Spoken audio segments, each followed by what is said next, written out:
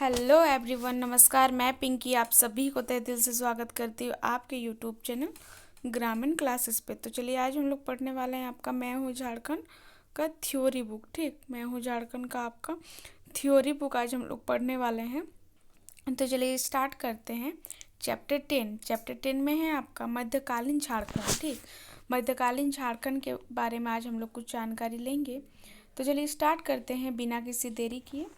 सबसे पहले आपका क्या है मध्यकालीन झारखंड में, पूर्व मध्यकालीन झारखंड में आपका देखिए ऊपर में लिखा हुआ है आपका दिया हुआ है यहाँ पे आपका भारतीय इतिहास में हर्षवर्धन की मृत्यु से लेकर दिल्ली सल्तनत की स्थापना तक के काल 647 ईस्वी से 1206 ईस्वी को पूर्व मध्य कहा जाता है। ठीक, इस काल में पाल राजवंश के गुर्जर प्रतिहार के आपसी लड़ाई का झारखंड की राजनीति एवं संस्कृति पर व्यापक प्रभाव पड़ा। ठीक, सबसे पहले हम लोग देखते हैं क्या है यहाँ पे।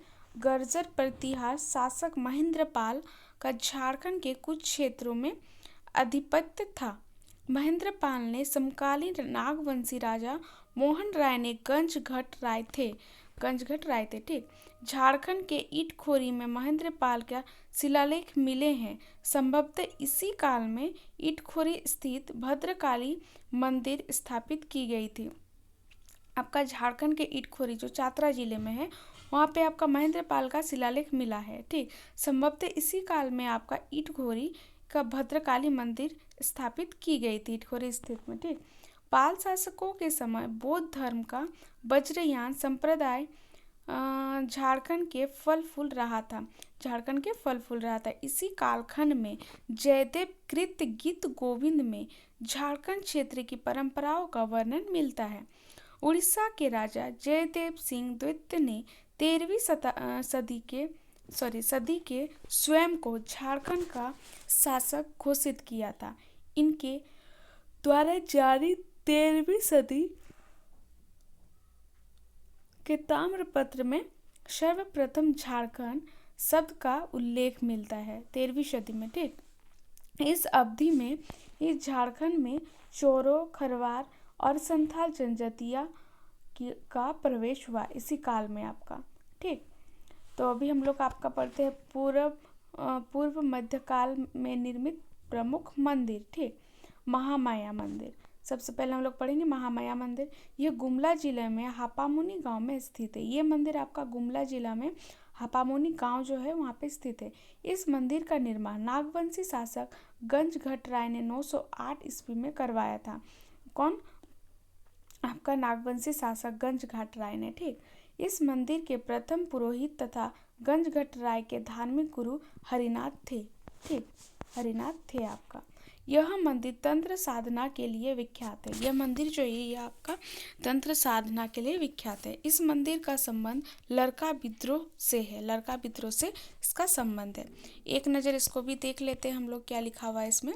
महामाया मंदिर का प्रारंभिक स्थापना 908 ईस्वी में की गई थी। डॉक्टर बी वीरोत्तम की पुस्तक झारखंड इतिहास एवं संस्कृति के अध्ययन प्रारंभिक इतिहास पृष्ठ संख्या 42 के अनुसार 1401 ईस्वी में तत्कालीन नागवंशी शासक शिवदास कर्ण ने हापामुनी मंदिर की स्थापना कर इनमें भगवान विष्णु की मूर्ति की प्राण प्रतिष्ठा तत्कालीन राजगुरु मराठा ब्राह्मण सियानाथ देव ने की। जबकि अध्याय सभ्यता एवं संस्कृति पृष्ठ संख्या 1588 के अनुसार हापामुनी मंदिर में 1405 ईस्वी में शेषशायी महाविष्णु की मूर्ति महाराजा शिवदास कर्ण ने स्थापित कराई। उस दौरान के राजगुरु मराठा ब्राह्मण शिवनाथ थे उस दौरान। ठीक, टांगीनाथ का मंदिर यह मंदिर गुमला जिला के टांगीनाथ पहाड़ी पर स्थित है। यह मुख्य रूप से भगवान शिव की मूर्ति है। यह सैकड़ों शिवलिंग, भगवान विष्णु, सूर्य, लक्ष्मी और कुछ अज्ञात मूर्तियां भी थी। यहाँ छोटा नागपुर के नागवंशी और सरगुजा के रक्सेल राजाओं का इतिहास लिखा हुआ था। ठीक, छिन्नमस्तिका शक्तिपीठ जो है वहाँ पे आपका है अष्टभुजी छिन्नमस्तिका शक्तिपीठ रामगढ़ जिला के राजरप्पा में आपका स्थित है। ठीक। पाल शासकों द्वारा बौद्ध धर्म को संरक्षण देने के प्रतिक्रिया स्वरूप इस मंदिर का निर्माण हुआ। छिन्नमस्तिका की मूर्ति बौद्ध वज्र योगिनी का हिंदू प्रतिरूप है। ठीक। यहाँ पर सल्तनत कालीन झारखंड, तो हम लोग इसको अभी देखते हैं। संतलत कालीन झारखंड, यह संतलत कालीन झारखंड जो ये 1206 से 1526 ईस्वी में हुआ।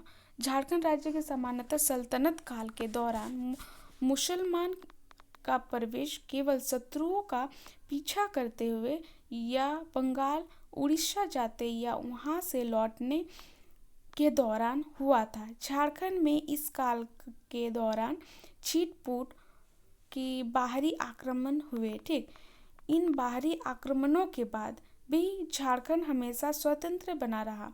इस काल के दौरान बीरभूम के राजा द्वारा सिंहभूम पर आक्रमण दिल्ली के सुल्तान मोहम्मद बिन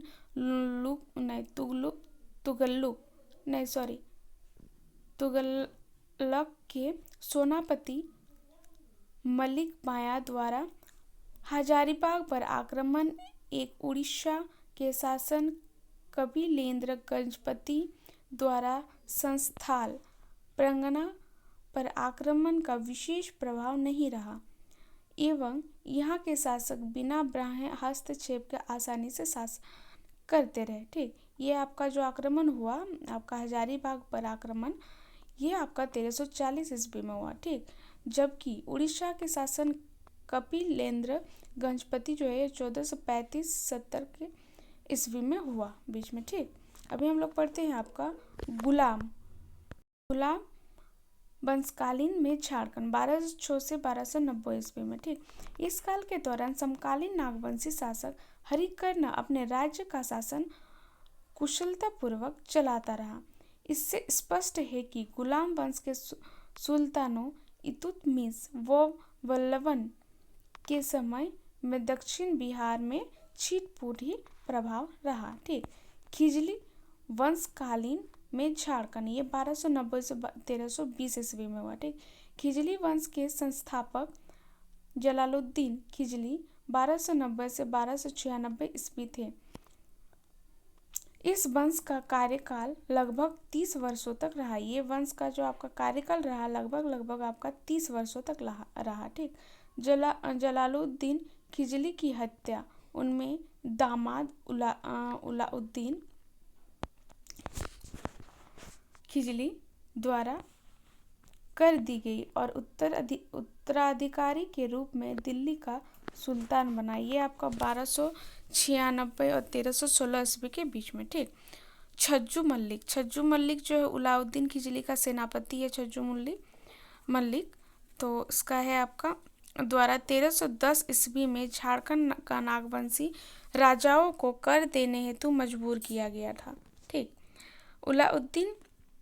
अलाउद्दीन खिजली द्वारा मलिक काफूर को दक्षिण भारत के विजय हेतु भेजा गया। मलिक काफूर तेलंगाना विजय हेतु झारखंड प्रवेश करते हुए गया था। ठीक। खिलजी वंश के दौरान मंगोलों द्वारा 6 बार आक्रमण किया गया। इस दौरान झारखंड के एकमात्र नागवंशी राजा बेनुकन राय उलाउद्दीन खिजली की अधीनता नागवंशी राजा बेनुकन द्वारा स्वीकार कर ली गई थी। ठीक। उलाउद्दीन खिजली के प्रमुख कार्य, उलाउद्दीन खिजली का आपका प्रमुख कार्य क्या क्या था? सैनिकों को नगद वेतन देने एवं हुलिया लिखने का प्रथा का शुभारंभ। ठीक। उनका प्रमुख कार्य था। बाजार नियंत्रण प्रणाली का प्रोत्साहन, राजस्व प्रणाली में सुधार के तहत किसानों से जमीन का आकार व मिट्टी के गुणवत्ता के अनुसार का निर्धारण। ठीक। तुगलक वंशकालीन में झारखंड 1320 और 1412 ईस्वी के बीच में। गियासुद्दीन तुगलक 1320 और 1325 ईस्वी में तुगलक वंश के संस्थापक। ठीक। मोहम्मद बिन तुगलक, ये आपका 1325 और 1351 ईस्वी के बीच में। फिरोज शाह तुगलक, ये 1351 और 1388 ईस्वी में। ठीक।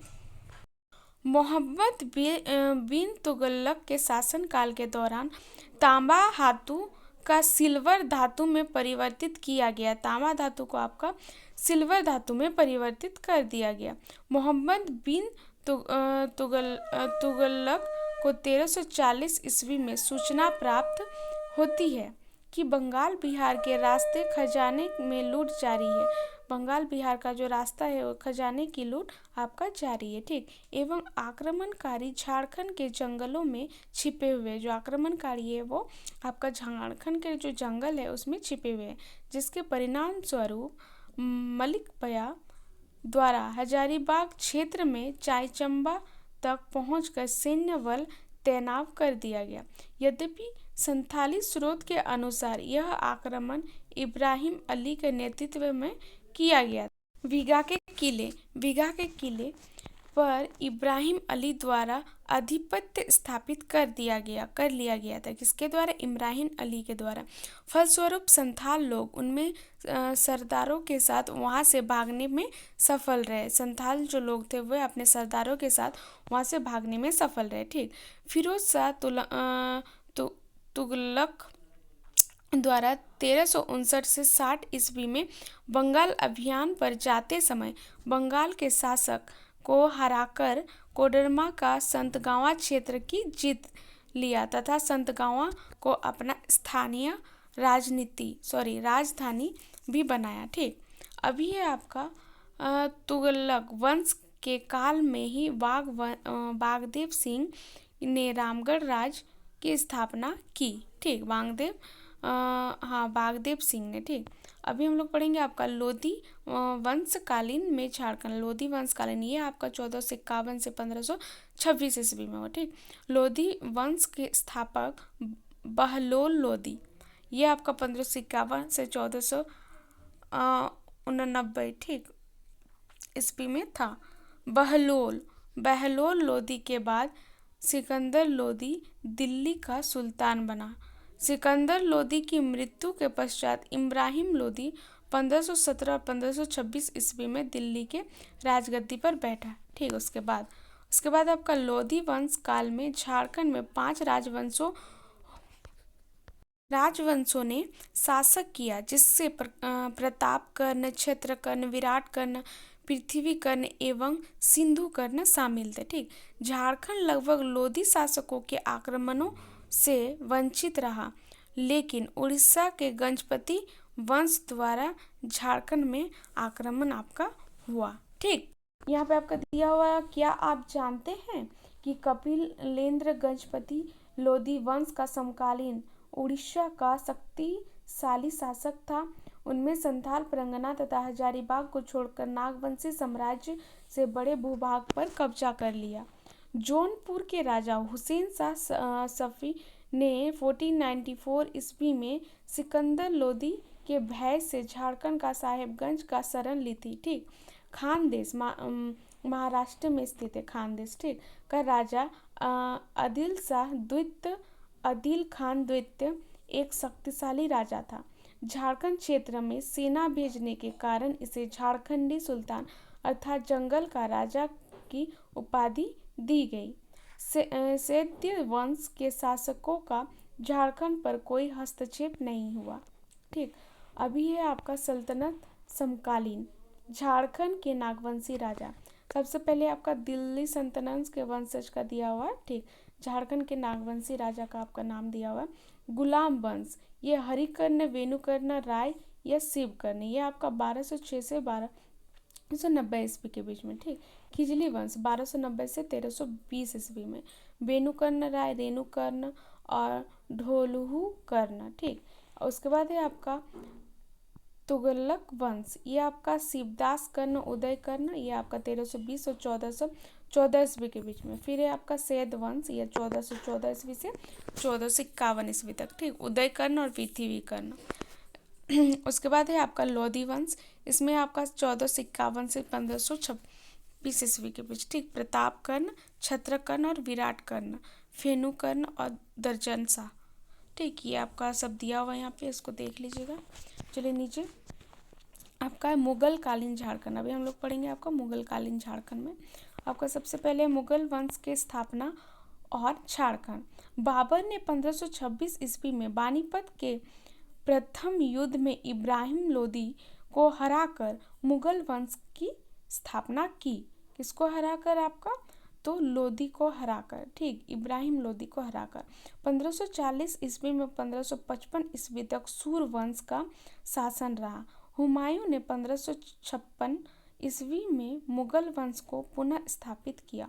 मुगलों ने 1857 ईस्वी तक शासन किया।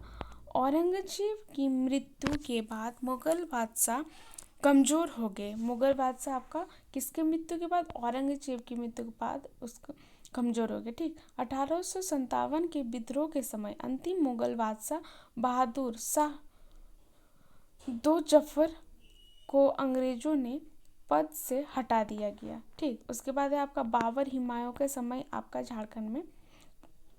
बाबर हुमायूं का आपका 1526 से 30 ईस्वी तक चला और हुमायूं का 1530 से 40 ईस्वी। शासनकाल में झारखंड के उनके प्रभाव क्षेत्र से बाहर था। झारखंड के क्षेत्रीय राजा स्वतंत्र रूप से शासन करते थे। झारखंड मुगल विरोधी अफगानों का आश्रय स्थल बन गया था। हुमायूं मुगल अफगान संघर्ष के दौरान एक बार भरकुंडा तक आए थे। ठीक, हुमायूं के शत्रु शेर शाह ने मुगल अफगान संघर्ष में इस क्षेत्र का उपयोग किया था। ठीक, इस क्षेत्र का आपका उपयोग किया था। उसके बाद है आपका सिरसा व महाराज चेरो और झारखंड। सिरसा 1528 ईस्वी में दक्षिण बिहार के शासक बने। ठीक, कौन? सिरसा।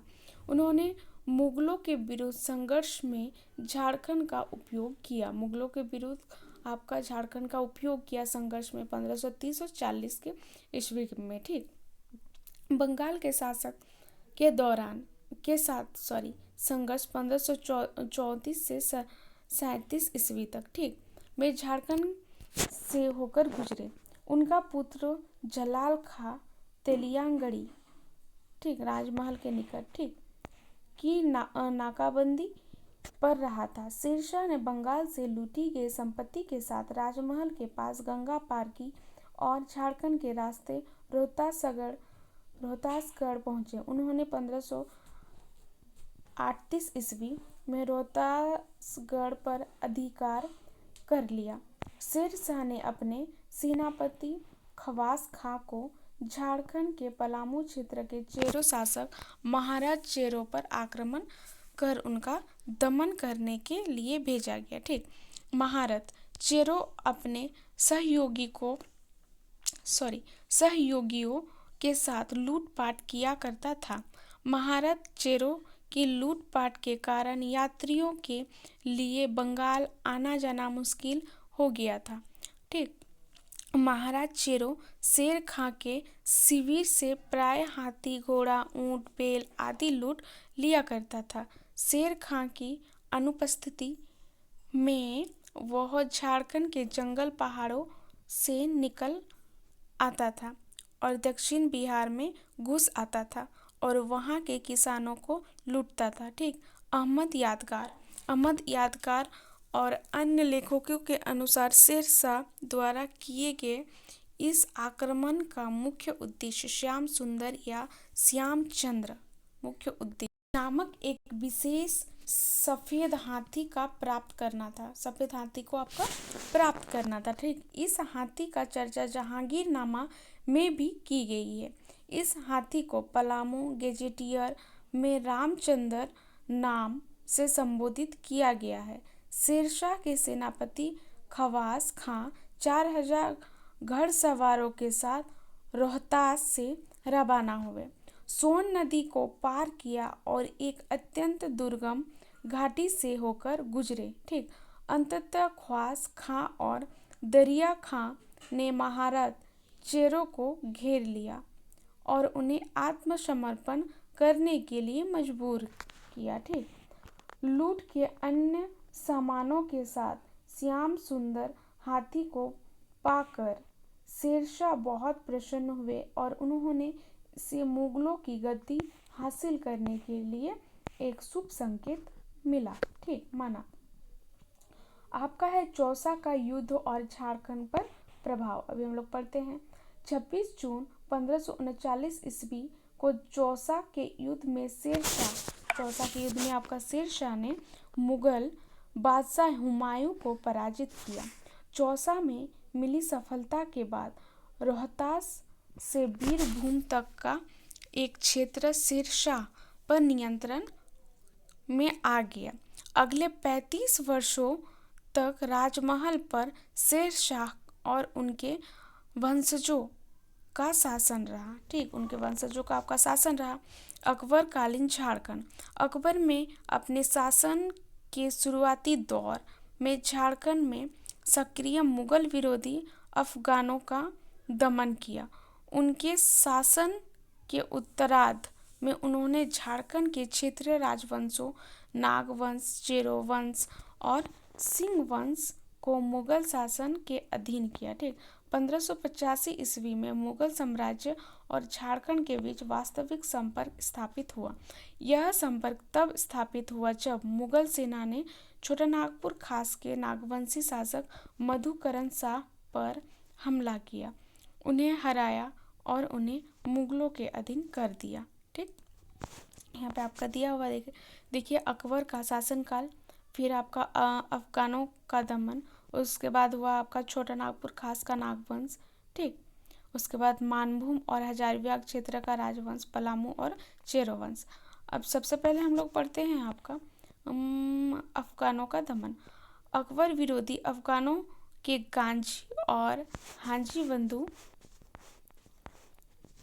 जैनुद्दौन बायाजीद प्रमुख थे। इस अफगानों ने अकबर के खिलाफ झारखंड क्षेत्र का इस्तेमाल किया। टकरोई की लड़ाई के बाद जुनैद करानी ने झारखंड के रास्ते बिहार भगाने की कोशिश की। भागने के दौरान जुनैद ने रामपुर नामक पहाड़ी क्षेत्र में शरण ली, ठीक। मुगल सेना पीछा करते हुए रामपुर पहुंची और रामपुर की लड़ाई में मुगल सेना ने जुनैद को हराया। 1576 ईस्वी तक झारखंड क्षेत्र में सक्रिय अकबर ने सभी विरोधी अफगान या तो हार गए या मारे गए, ठीक। अभी पढ़ते हैं हम लोग छोटा नागपुर खास का नागवंश। अकबर के शासनकाल में मुगलों ने सबसे पहले कोकरा या खुकरा, ठीक, ये आपका नागवंश का तत्कालीन राजधानी है कोकरो, पर विजय प्राप्त करने पर ध्यान केंद्रित किया। इसके सामरिक, राजनीतिक और आर्थिक कारण निम्न प्रकार थे। निम्न प्रकार है आपका सामरिक कारण, राजनीतिक कारण, आर्थिक कारण, ठीक, आपका दिया हुआ यहाँ पे। सबसे पहले हम लोग पढ़ते हैं सामरिक कारण। अकबर जानता था कि शेरशाह ने उनके पिता हुमायूं के खिलाफ और हुनैन जैसे अफगानों ने उनके खिलाफ इस क्षेत्र का इस्तेमाल किया था, इसीलिए इस क्षेत्र में नियंत्रण स्थापित करना आवश्यक था, ठीक। उसके बाद है आपका राजनीतिक कारण। अकबर एक विस्तारवादी शासक था और वह खुकरा को अपने साम्राज्य में लाना चाहता था, ठीक। आर्थिक कारण है आपका अफगान जुनैद का पीछा करने और रामपुर की लड़ाई में उसे हराने के बाद राजधानी लौटी। मुगल सेना ने बादशाह अकबर को खुकरा की आर्थिक समृद्धि की जानकारी दी। कोकरा की शंख नदी में मिलने वाली हीरो ने अकबर का ध्यान इस ओर आकृष्ट किया। दक्षिण भारत तक पहुंचने के लिए यह नवीन मार्ग बड़े काम का साबित हो सकता था। अपनी दुनिया में मगन नागवंशी राजा मुगलों का बढ़ती शक्ति की अपेक्षा करते रहे, ठीक। अबुल फजल के अनुसार खुकरा तक पहुंचने का दुर्गम मार्ग के कारण नागवंशी राजा खुद को बहुत सुरक्षित महसूस करते थे।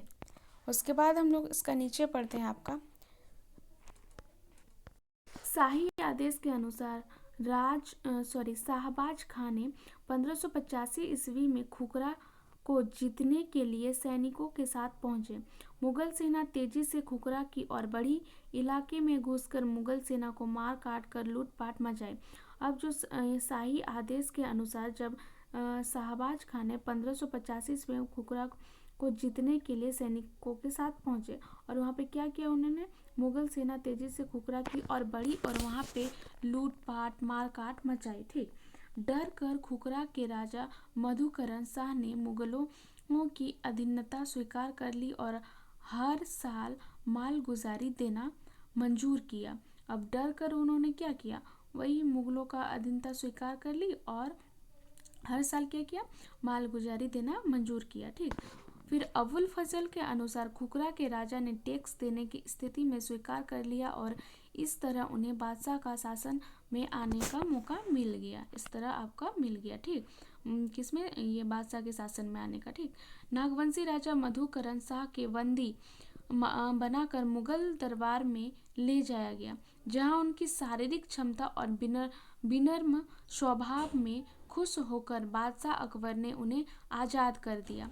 खुखरा के राजा मधुकरण शाह ने उड़ीसा के शासक कुतुल खां और उनके बेटे निसार खां के खिलाफ मुगल मनसबदार मान सिंह के नेतृत्व में 1590 और 92 ईस्वी में हुए मुगल अभियान के मुगलों का साथ दिया। ठीक, इस प्रकार 16वीं सदी के अंत तक खुखरा अकेलापन खत्म हो गया। 16वीं सदी का आपका अंत तक उनका जो अकेलापन था वो आपका खत्म हो गया। हाँ, यह इलाका मुगलों के नियंत्रण में आ गया और उन्हें हर साल कर देने लगा। साथ ही नागवंशी मुगलों के सहयोगी बन गए और जैसा कि उड़ीसा में अभियान के दौरान उन्होंने मुगलों का मदद किया। ठीक, अब 3 में है आपका मानभूम और हजारीबाग क्षेत्र का राजवंश, मतलब धनबाद और हजारीबाग। ठीक, मानभूम और हजारीबाग वाले इलाके भी पहली बार अकबर के समय मुगलों का संपर्क में आए थे। पहली बार आपका आया था मुगलों के संपर्क में अकबर के समय। ठीक, राजा मान सिंह ने 1590-91 ईस्वी में मिदनापुर जाते हुए मानभूम से गुजरे। उन्होंने पारा और तेलकुप्पी के मंदिरों में मरम्मत करवाई। पंचेत का किला भी इसी समय बना और अबुल फजल के आइन ए अकबरी के अनुसार हजारीबाग के चाय और चंपा नामक 2 स्थान बिहार सूबा में शामिल थे और इसी वार्षिक मालगुजारी 15,500 रुपये तय कर की गई। हम लोग पढ़ते हैं आपका पलामू के चेरो वंश में आपका क्या है, राजा मान सिंह 1590 ईस्वी में बिहार के मुगल सूबेदार बने। पटना को अपने बेटे जगत सिंह की देखरेख में छोड़कर मान सिंह पलामू के लिए निकले। ठीक, चेरों ने घरों में उन्हें रोकने की कोशिश की लेकिन वे असफल रहे। चेरों क्या किए, उनको घर में रोकने की कोशिश की लेकिन वे क्या नहीं कर पाए, असफल रहे। ठीक, मान सिंह अपनी सेना के साथ आगे बढ़ते गए। फिर मान सिंह क्या किए, अपनी सेना के साथ वो आगे बढ़ते गए। फिर उन्होंने कोई चेरों को मार डाला और कोई चेरों को बंदी बना लिया। पलामू में अपनी स्थिति मजबूत करने के बाद वे पटना लौट गए। मान सिंह द्वारा लूट का माल जिससे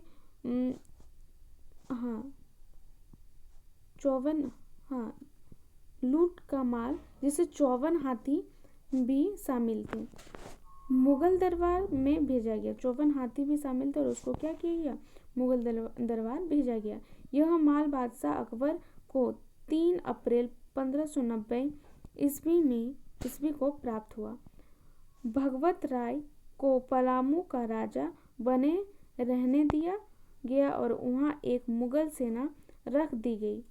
इस तरह चेरों की शक्ति पूरी तरह खत्म नहीं हुई बल्कि वे कुछ समय के लिए दब गए।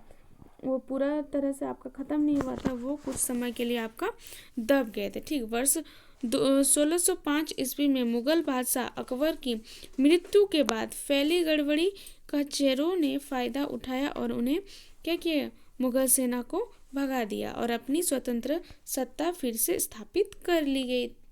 ठीक, उसके बाद हम लोग पढ़ते हैं आपका सिंहभूम का सिंह वंश। खुखरा, मानभूम, हजारीबाग और पलामू की तरह सिंहभूम से भी मुगलों का संपर्क अकबर के समय में स्थापित हुआ।